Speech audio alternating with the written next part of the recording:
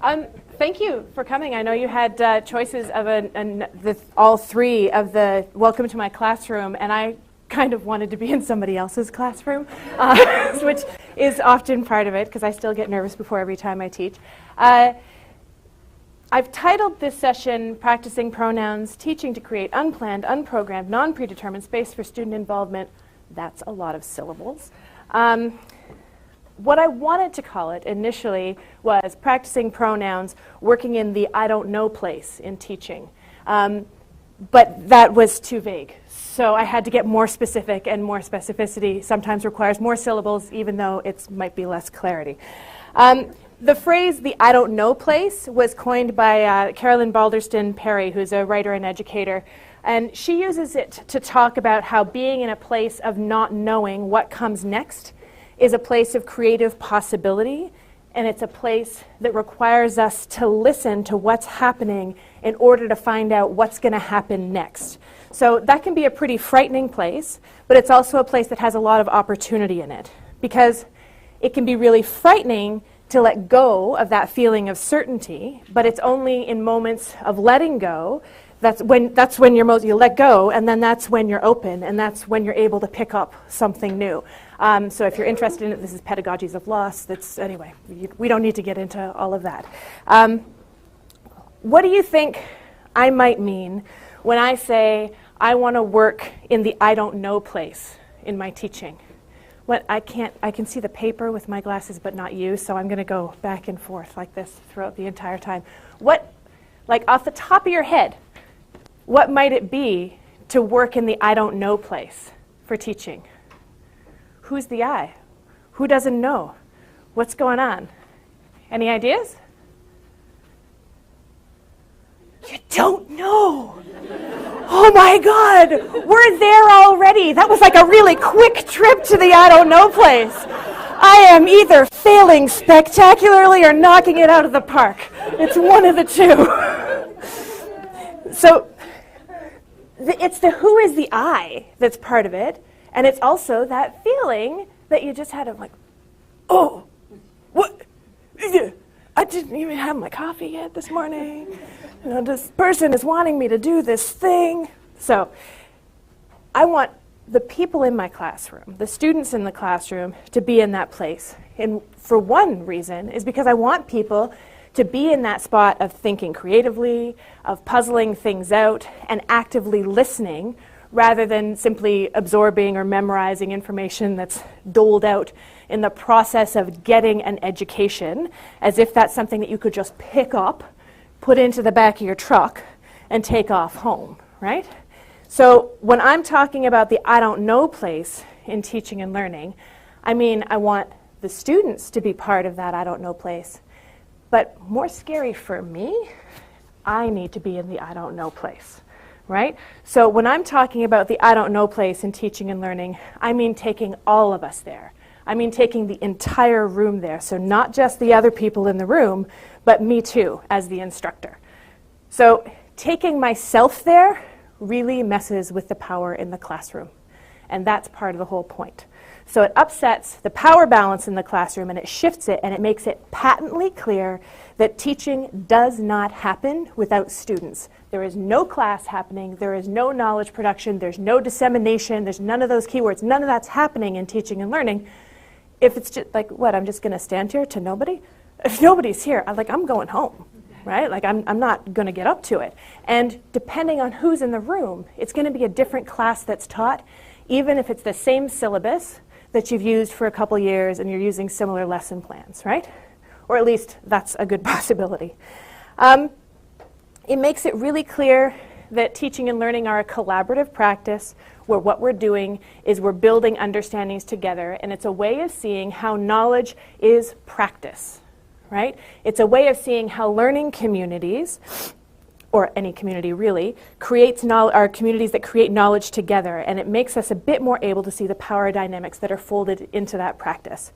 So, lastly, when we take ourselves into the I don't know place as instructors, we've built a structure that requires us to listen to our students to find out what happens next in the room.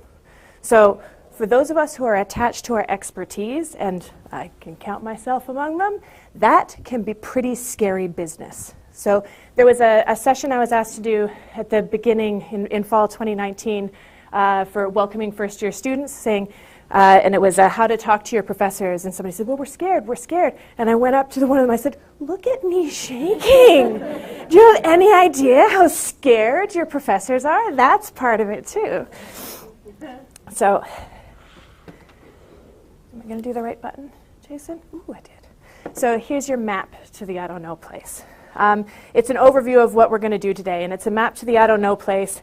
And if we manage to get there, I promise, and here I'm quoting disability and trans activist Eli Clare, who says, I promise I will bring you back home, right? So even if we go there, we're coming back. We have a return trip. It's all right. I'm a cultural sociologist. I study gender and inequality and art and community. I'm really, really invested in understanding teaching and learning as transformative practice and as a possible way to work for social justice. Because if knowledge is power, and social justice examines and works to understand and make changes to inequitable power relations, right? So this is part of the connection that I'm making there.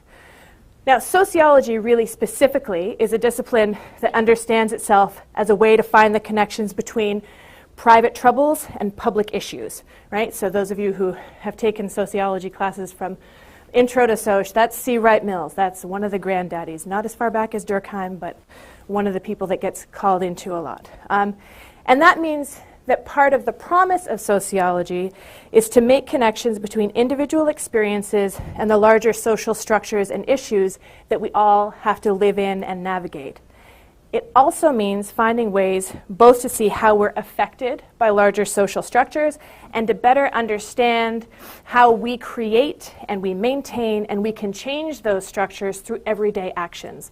So rather than seeing structure as something which is just outside of us, we see what the threads are between us as individuals and the larger structures, how we create and maintain the things that feel like they're outside of us, which is a way of better understanding how we can shift some of those larger structures, right? So in other words, if we can see it, we can question it.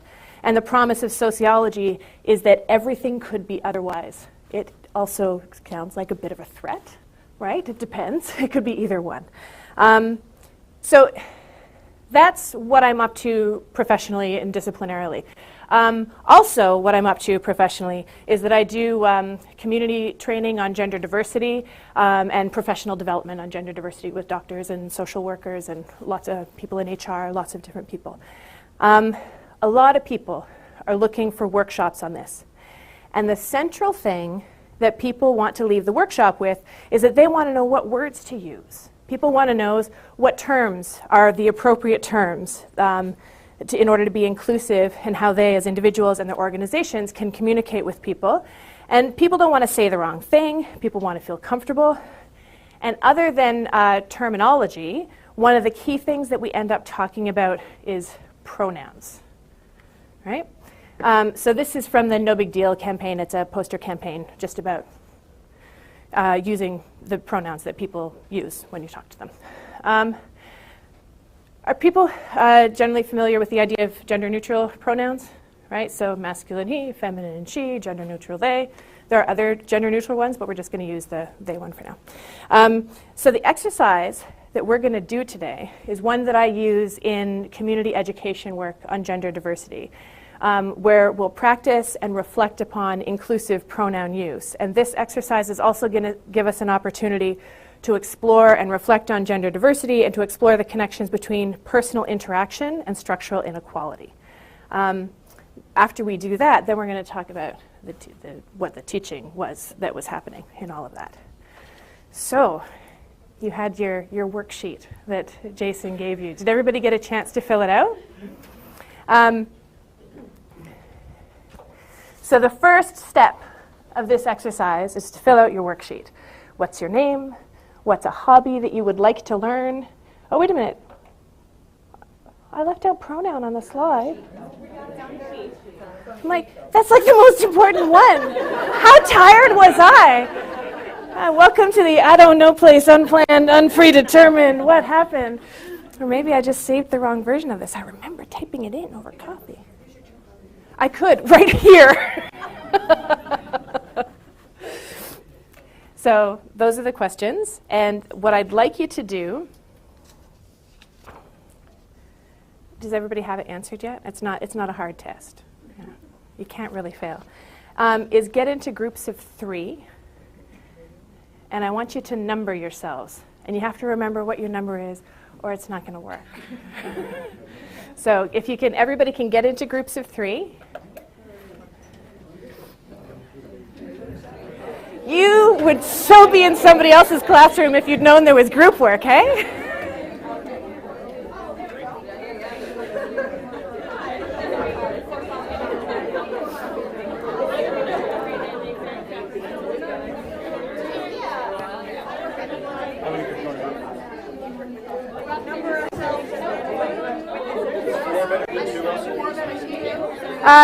No, we need 3.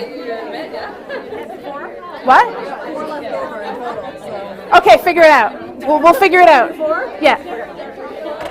So the group who is 4, pick a number where there are 2 of them. So you can be 1, 1, 2, 3, or 1, 2, 2, 3, or 1, 2, 3, 3.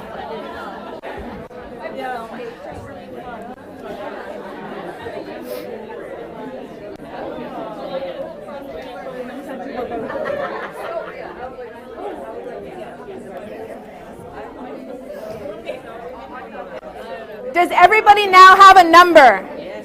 All right. So if everybody's got a number, don't start doing it. Wait for your instructions. Number 1s, I want you to get the sheet from number 2, their information sheet. And using all the information that they provided, don't think about it, just introduce them to the rest of your group. So number 1 is introducing number 2 to the rest of the group. Yes? What? More sheets. I'm the worst TA. All right.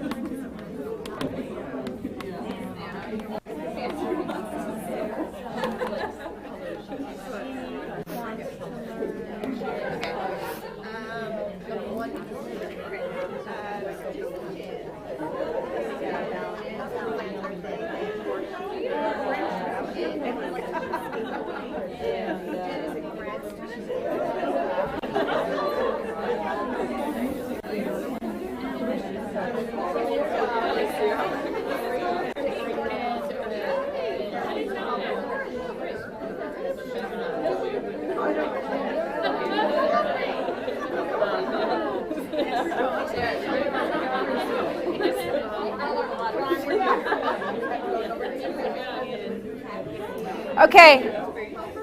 Has number 1 done their introduction using the information on the sheet? Yes. Excellent. Okay, number 2, you're up. So, number 2, okay, now the irony that I like to write on the board is that nobody can read it, okay? So, not a chance, but I usually... No. No, it's not. It's collective. We can figure out what I wrote later, right? So, number 2, what I'd like you to do is introduce number 3 to number 1. Now I'm getting confused. Using all the information that they provided except for their pronoun, except for number 2. So don't use any pronouns at all.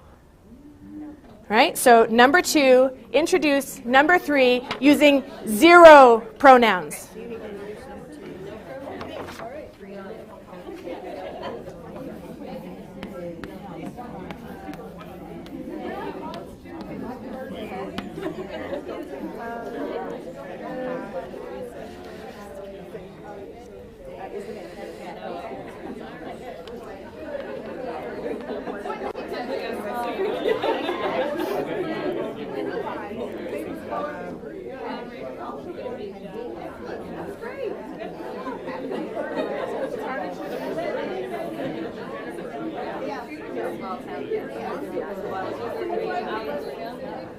I know, you just said Nova Scotia.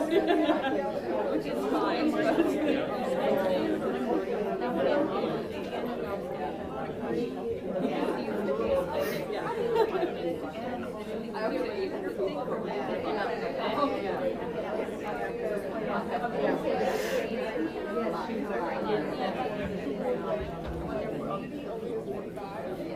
How's that going?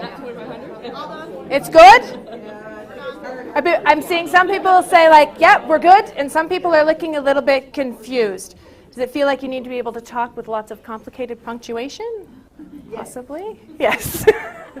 All right, so that's the second step. Third, for an example of this, if you're having trouble, born in St. Catharines, Ontario, Ailsa would love to learn how to skydive and is a professor whose favorite color is green. Right? Or you can look at my bio for this session, which is almost 110 words and doesn't have a single pronoun in it. Call me doctor.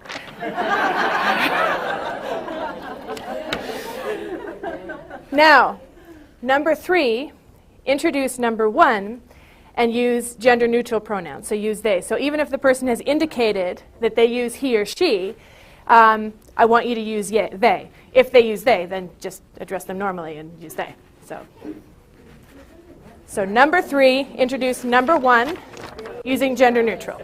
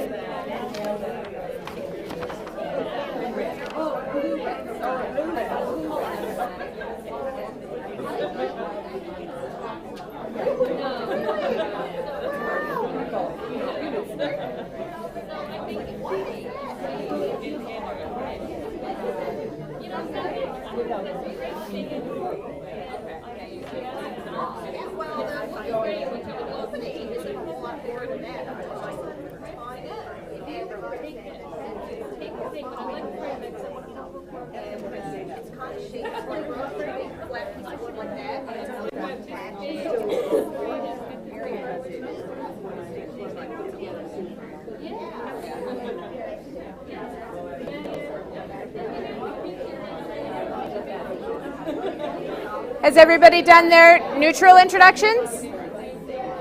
Yeah? All right.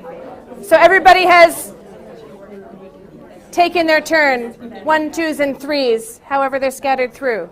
Okay? What do you think? Responses, reflections, reactions? Yeah. Okay. See, this is where I need the chalk. So a little bit embarrassed that it was hard? Well, that I really had to stop and really consciously think about it. Like the conversation didn't flow naturally because I was thinking so much better. So it felt a bit unnatural? Oh, shoot, I forgot about That's okay. that. I can repeat it if you like. So, So I was kind of feeling almost a little bit embarrassed because I thought this is a lot harder than I thought it would be. Yeah. And it kind of felt a little bit unnatural because I was kind of stopping to think about how I would skirt around using she or he. Yes. Yeah. Yeah. Okay. Donna, did you have your hand up earlier? You asked us about thinking, that we had to stop and think. It Yeah. really slowed down the communication. Okay, so it slowed things down. Okay, so that is a really good description of what happened. I'm quoting my therapist. I'm not asking you what you think, Donna. What do you feel? Right? Now, let's see. Let's see if you can do better than I can at that, because usually I need to be asked that about 10 times before I go, it feels bad, right? Well, but I can give a sociological analysis of every shitty situation, but tell you how I feel. No, that's going to be a problem. Intimidated and scared. Okay, brilliant. Thank you.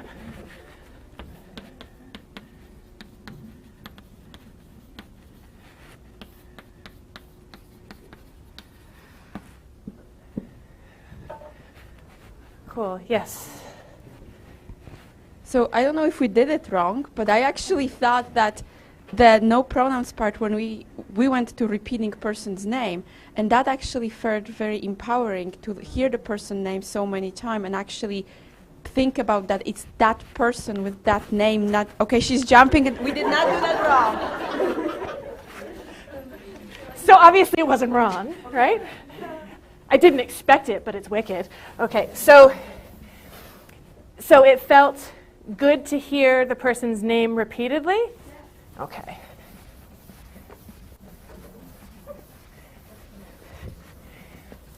Why did that feel good?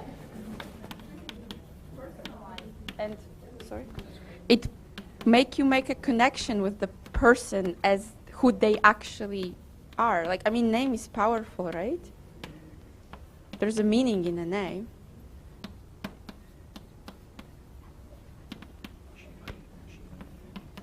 Oh, okay. I will read this to you because I know that it can't be read. Okay, so you're saying it felt good to hear the name repeatedly because names are powerful and it helped with making a connection? Yeah? Okay. My paper went flying because I was dancing. Okay. He's coming with the mic. Take a breath. We wait for the mic. I was a number 3, and it took a beat for me to get going, which falls in line with what everybody else has said. But my also immediate thought was, how many times have I done this wrong in real life? So I always extrapolate into other things, and that was my thought. It's like, oh shoot, I've been doing bad things. Can I characterize that on the board as self-recrimination? Sure. Okay. That sounds about right. You can't tell if I can spell it because you can't read my handwriting.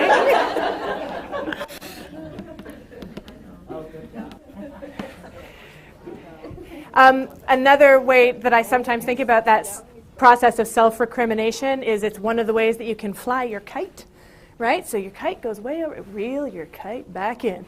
What's happening right here, right now, right? Bring it in, bring it in. Any other responses? Yeah. That's okay. I like to think I actually do okay with they, them, and gender neutral. Yeah. But seeing she and her on the page made it a little more difficult. So it made me think about, like, in medical professional situations or in a situation where you have to read, not what they prefer to go by, but what they were born with, could be very difficult for somebody like that. Okay. So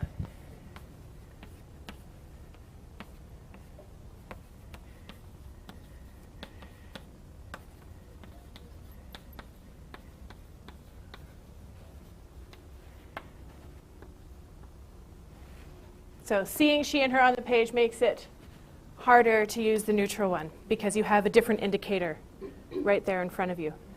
There's other ways that indicators happen, right? So that's another thing to sort of keep in mind with that. Any other responses or reactions? Anybody find it? Oh, sorry. I found it a little bit more formal. It reminded me of writing.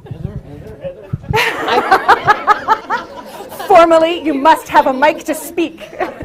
I found it a little bit more formal. It just reminded me of when I write to use the name more often, and that was a good thing, but it perhaps slowed me down a little bit. Huh. That's really interesting. So using the name can feel more formal. Why? Well, I do a fair amount of narrative writing based on memory, and I'm always conscious of not using the pronoun too much in any one paragraph. So you want to vary it, right? Okay. So it's okay. just That makes sense. All right.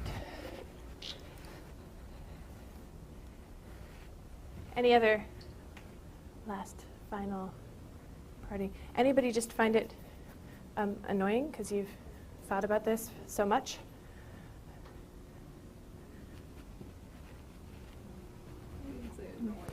You wouldn't say annoying. Is there something that you would say, or will we just keep it at the shrug? Regular. It's just regular. It shouldn't be a subjective exercise. It shouldn't be a subjective exercise. Yeah. What do you mean? Is this on? You have to think about the person who you're introducing. So don't subject yourself to it. You have to think about the objective part of the exercise. It's about what they want, Oh, using pronouns. not about your comfort level. Yes, that is true. Yeah. I mean, it's not really very common that if somebody says, my name's Steve and I go by Steve. Not with me, you don't. I don't do that. I don't do Steve. Stephen only. And by the way, you spell it with a PH, not a V, because I said so. Right? No. So it is more about that. Also, can I come back to what you were saying? So we had one comment, somebody saying, it just kind of feels sort of every day or whatever. It feels kind of every day to me too, not because just I teach it, but well, for lots of different reasons. Because I use they, but I don't bother to correct people because, God, I'd rather have a conversation. So it's that everydayness when you use a neutral pronoun, or if that's what you'd like, that works, then there is sort of an everydayness to going through an exercise of something like this, because it's just how every conversation tends to go in one way or another. Does that make sense? Yeah. So who commonly uses they in everyday life? Okay, so we got 3. Is that, we got 3.5? You know what? We can make that 3 because I'm kind of half too. No, I use it in writing. Okay, so that's all right. So then when I write, I use they them when I write. When I'm personal, yes, it's often, yes, depending on the individual. But I use they them when I write. Exactly. So, and that points so that we can use a gender neutral pronoun either because that's the pronoun which reflects how we want to be addressed, right? We can also, all of us actually use gender neutral pronouns, and we do it all of the time. So sometimes there are discussions that people have about. Did anybody come to this panel discussion yesterday? When Vashti said, I use they pronouns, but I am actually just one person. That was the joke that they made.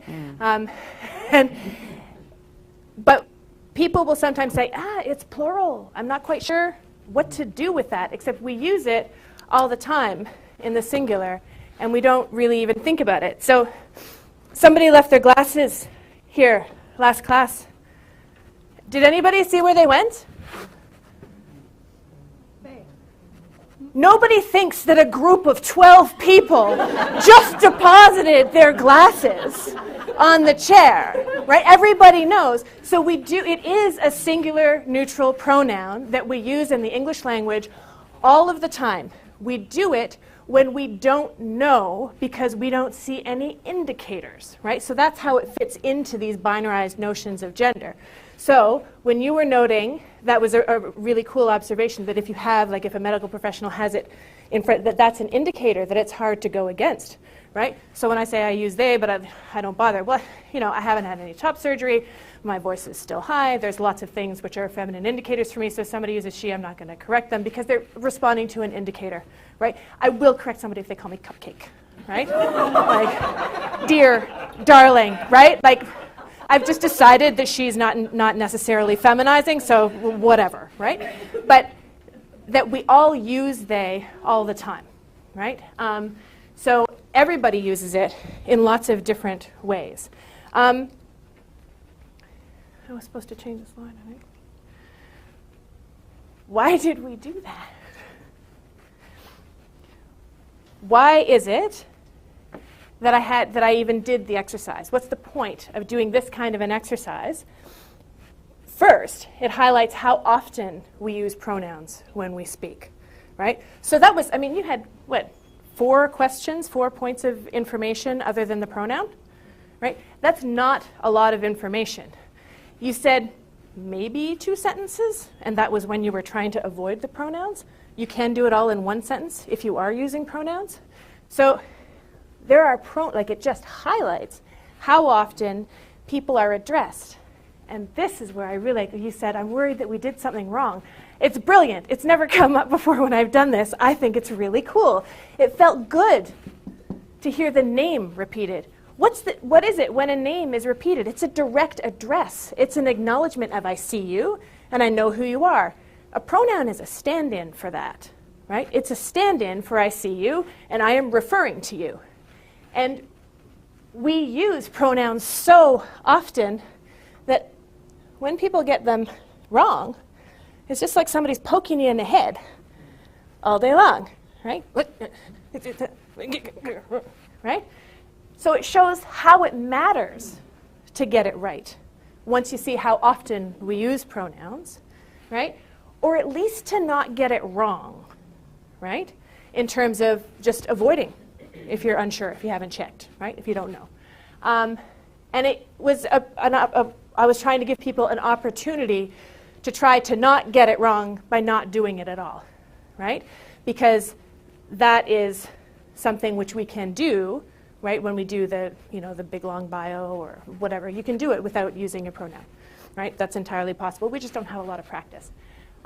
So that's the reasons for doing it in terms of the work that I do in the community training. Why is it not? There, okay.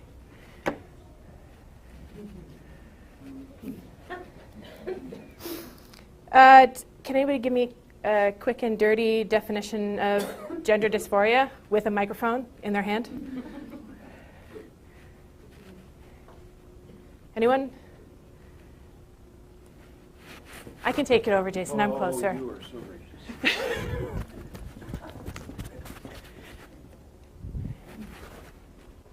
On? Hello?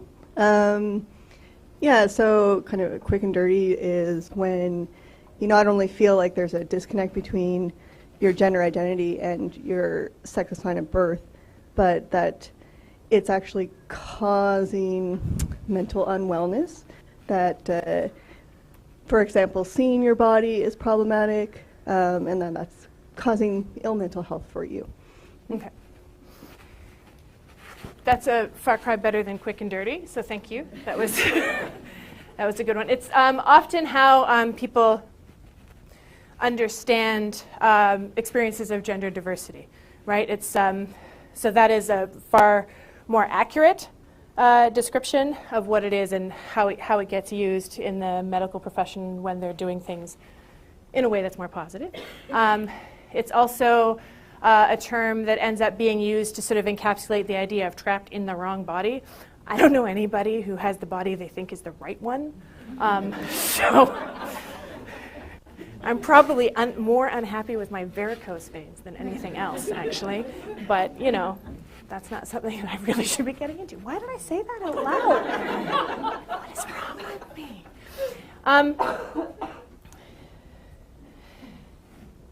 Gender euphoria is in part, it's connected to that feeling of being addressed, right? It's that like, oh, you saw me.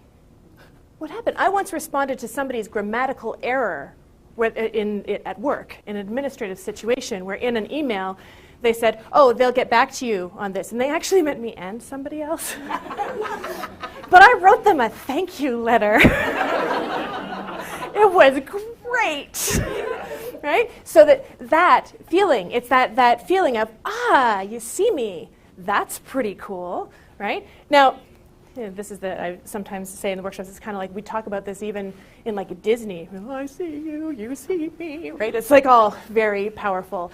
And it's that kind of, thank you, it's that kind of thing that I'm talking about when I talk about gender euphoria. And that's part of why it's important, okay? So one of the reasons, I'm going to go back, even though I got a time card, I can do this. I can totally. This is your classroom. Which means I'm talking too much. Okay. So I want to go back for a second to some of the other responses that people had, right? So we've talked a bit about how the positive response to hearing a name and how you can connect that to when people use the right pronoun. And I don't know if anybody who uses gendered pronouns felt uncomfortable being referred to as they? Possibly? Yeah. It's weird, huh? That's not right. Don't do that. That's not my pronoun.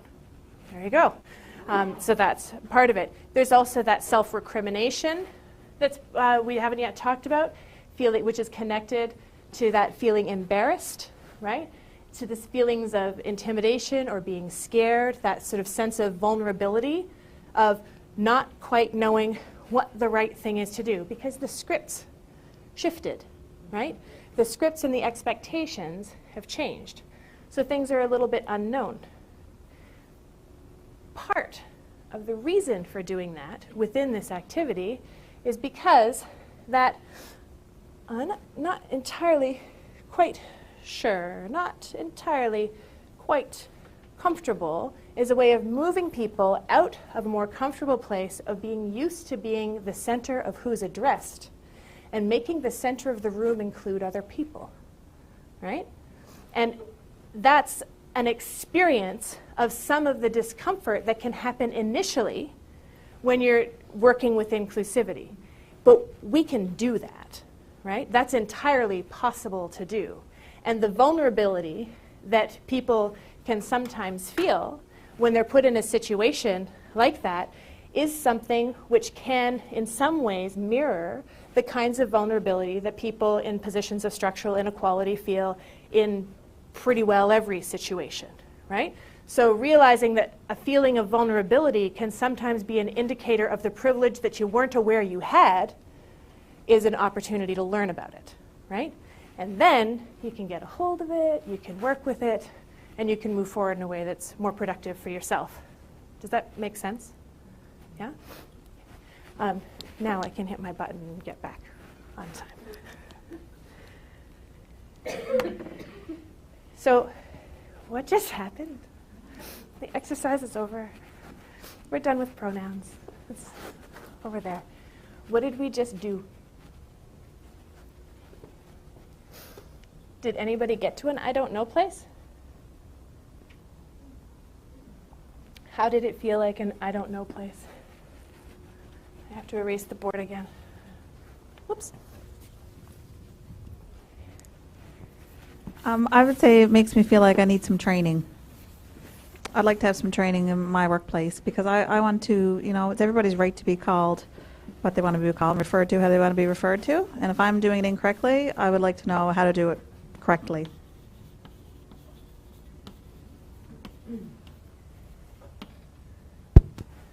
So you said it made me want training.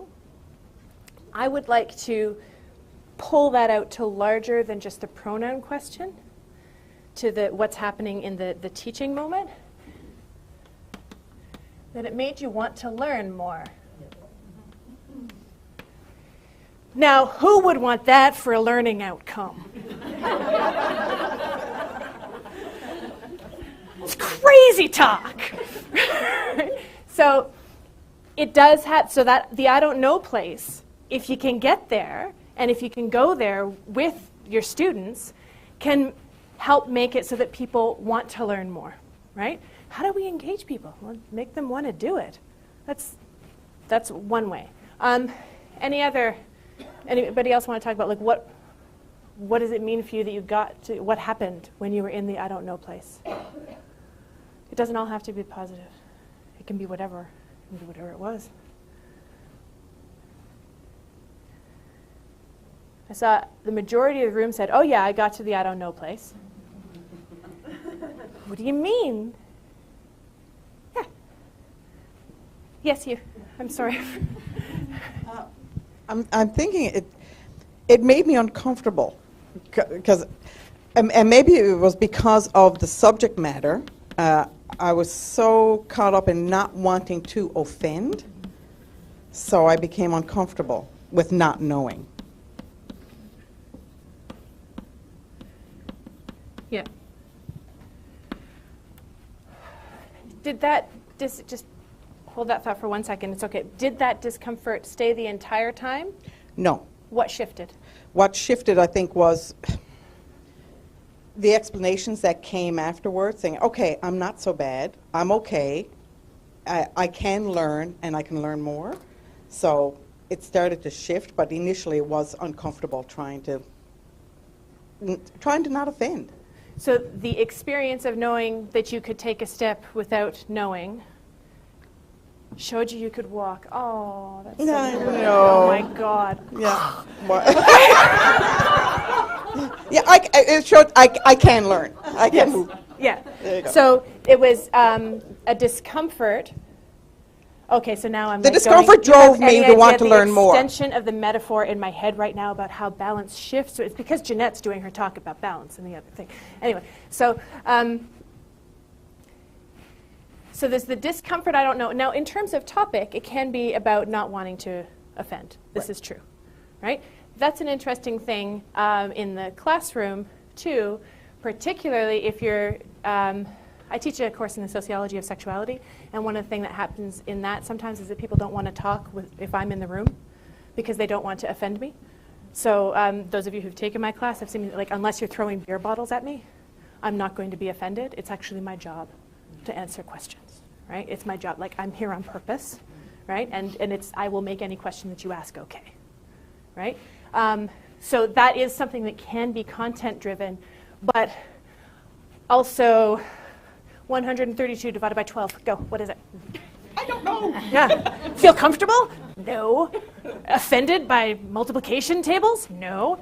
Are the 11s a trick? Yes. It's the only reason I could do it off the top of my head. So it can be about content, but it's not always, right? So the I don't know is always uncomfortable. The thing about being uncomfortable is, what do you do when you're uncomfortable? If you have any way of doing it, move. Oh, God. No, it's still uncomfortable. No, it's still, no, okay. Getting it, getting a groove, getting it going, right? So that's another thing. You've got a mic? You're just, okay. Thank you. Did anybody else want to explain? Jen, yes.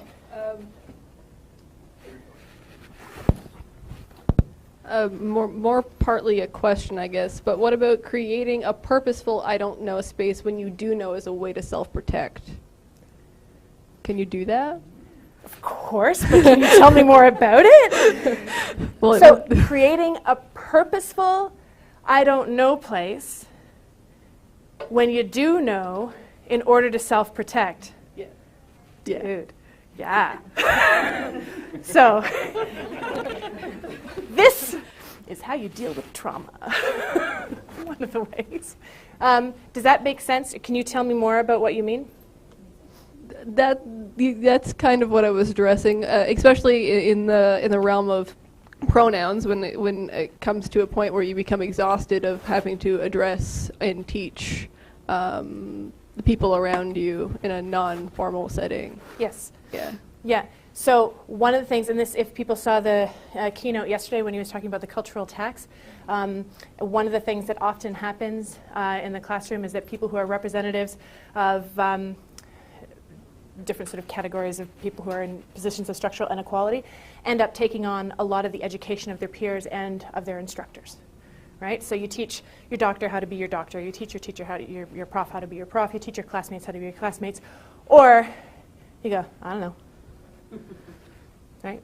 And you embrace the I don't know place for the protection that it gives you as being a fellow student. Thank you very much. Back off, right? So if you can create an I don't know place for your students, you can also watch who's taking it, right? So if you're teaching about something and you see somebody who you think is likely to have life experience that relates to it, and they're quite actively sitting in the I don't know place, don't make them talk about it, right? That's really cool. Thank you.